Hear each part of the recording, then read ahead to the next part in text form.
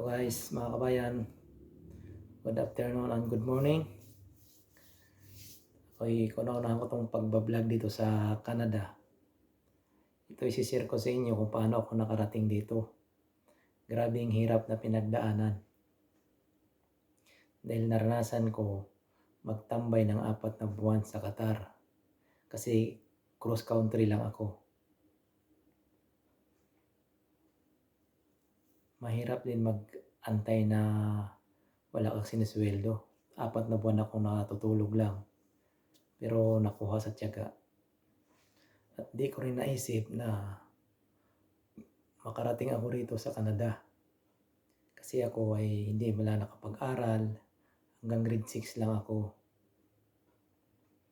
Pero sa awa ng Diyos, narating ko ang tinatawag na Canada.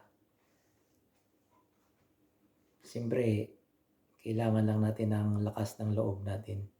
Saka, una sa lahat, manalangin tayo lagi. Sa Diyos tayo sasandal dyan kasi yan talaga ang tutulong sa atin. Ako, di ko talaga lubos maisip na makarating ako dito. Kasi sa pagsasalita pa lang sa mga English, hirapan ako kasi nga wala tayong tinapusan. Tsaka, salamat pala sa mga nagda-down sa akin na di ako makarating dito. Pero nandito na ako ngayon. Kaya ako na isang halimbawa na kahit di kayo nakapagtapos sa kapag-aral, maglakas loob lang kayo mag-apply talaga. Yun lang, mag-antay kayo ng matagal.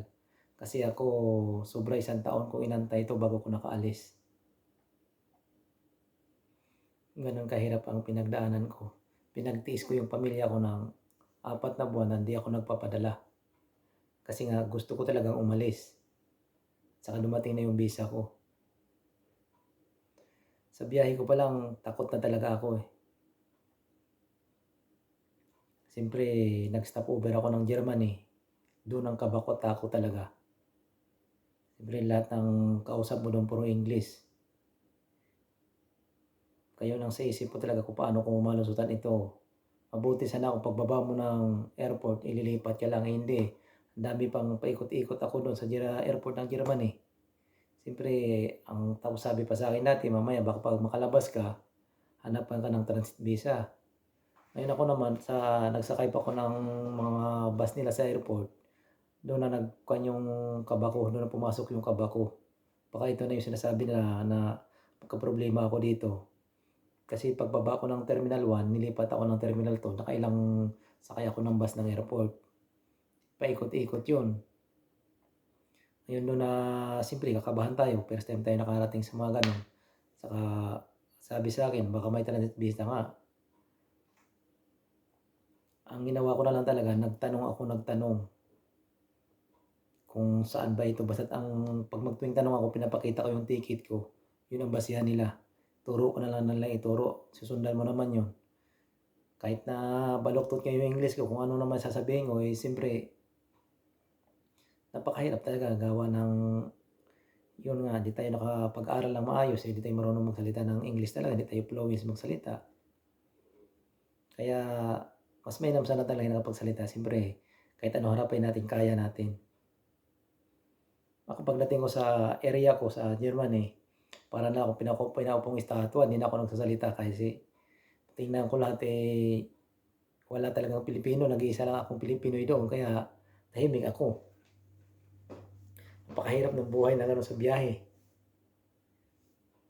Pasimple na lang ako nakain kasi may baon akong Skyflix eh. Titingnan ko yung mga sa paligid ko lahat puti paano naman magtatanong ako doon? Hirap nga ako magsalita kaya tipid eh. Baka maubusan tayo. Pero grabe talaga, napakahirap. Pero nakuha sa tiyaga.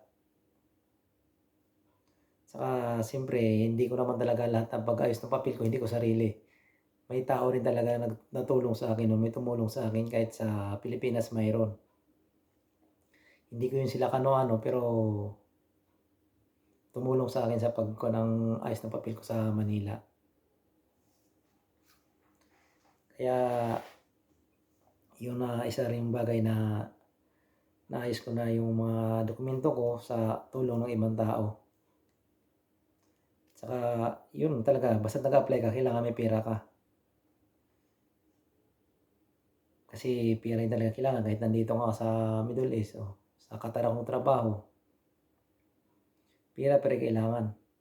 Kasi medical mo, bili mo ng ticket. Ay sa ticket ako nagkaproblema kasi yung pera ko pinitingnan ng kumpanya ko, ayaw nga ibigay. Kasi ilang araw na lang ang flight ko, pinapatawag ako ng opisina, pinapabalik ako ng trabaho eh. Kahit nga nandito na ako sa Canada, nagme-message sa akin na as soon possible na bumalik na ako sa Qatar kasi maraming project. Kasi sa kumpanya namin, kung di ka magpaalam ka ng maayos, di ka papayagan. Kaya kailangan mong takasan. Kaya payo ko rin talaga sa mga anak ko, magtapos kayo. Hangga't kaya ko kayong paaralin ng maayos, mag-aral kayo kasi naranasan ko na yung kung anong hirap na dinanas ko sa biyahe.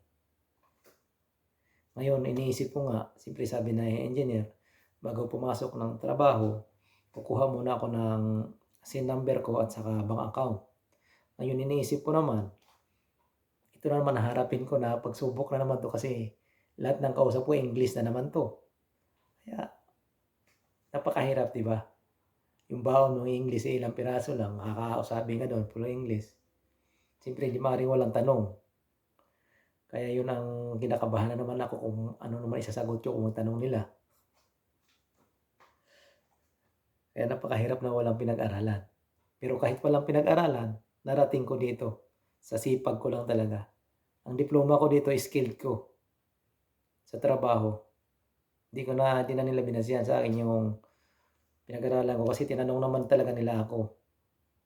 Tsaka sinabi ko sa nila totoo na hindi talaga ako magaling ng English pero sa trabaho ko ako, kaya ko magtrabaho. Tsaka yung basta sa part lang ng trabaho pag-usapan, kaya ko yung sagutin. Yun ang sabi ko sa nila.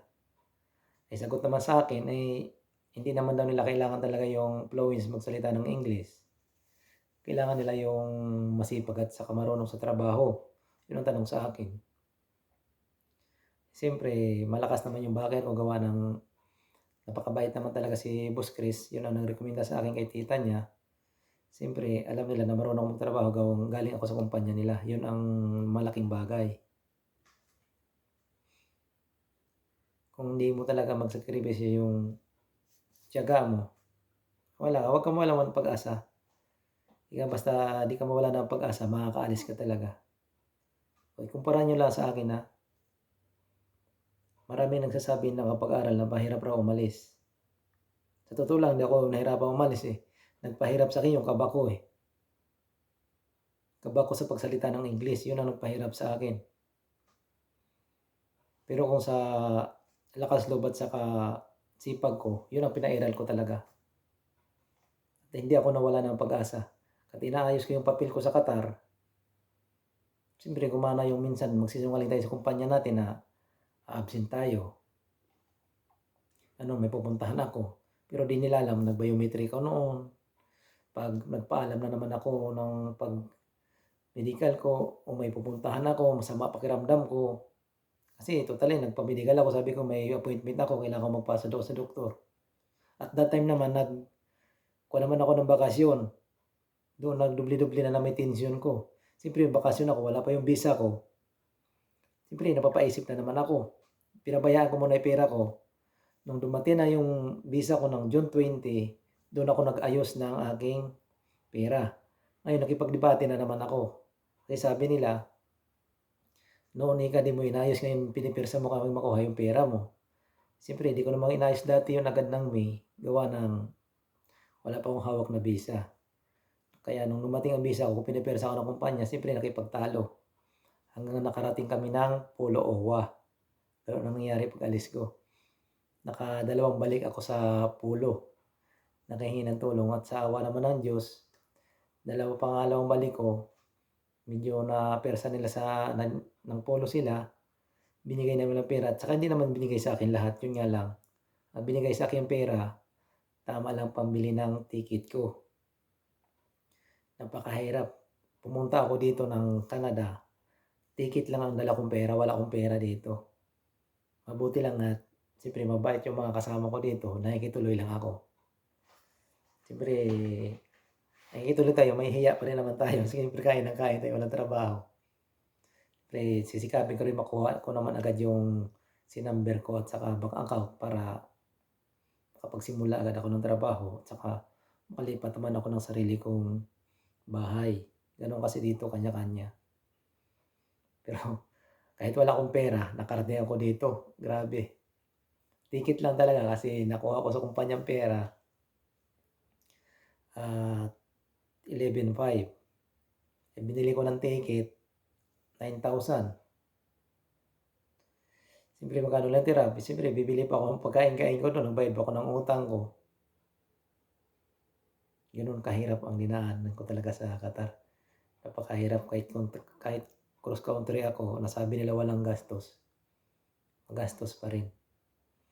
Pera pa rin ang takbo talaga. Yun nga lang, di ako nahirapang umalis kasi sa atin karamihan nag-o-offload. Kaya sabi sa akin ng engineer, kahit anong hirap, tiisin mo muna diyan hangga't makaalis ka na kasi nakakuha na yung visa mo, naka-process na yung visa mo. Gano'n talaga guys.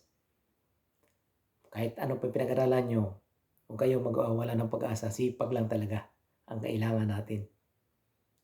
Ako di ako nawalan ng pag-asa talaga dati nung pag-refer sa akin ni Boss Chris na kailangan daw ni tita niya papunta ng Canada ang tao. Ako, naglakas loob talaga ako. Grabe na tuwa ko na noon kahit na sa katinapat yun, number 1 talaga, huwag kang magsinungaling. Huwag mo sabihin na magaling ka mag-English, magaling ka, matinabusan, wala. Magsabi ka ng totoo. Huwag yung kasinungalingan talaga. At sa tuwing lakad ng papel mo, samahan mo ng dasal, sigurado talaga, makakaalis ka.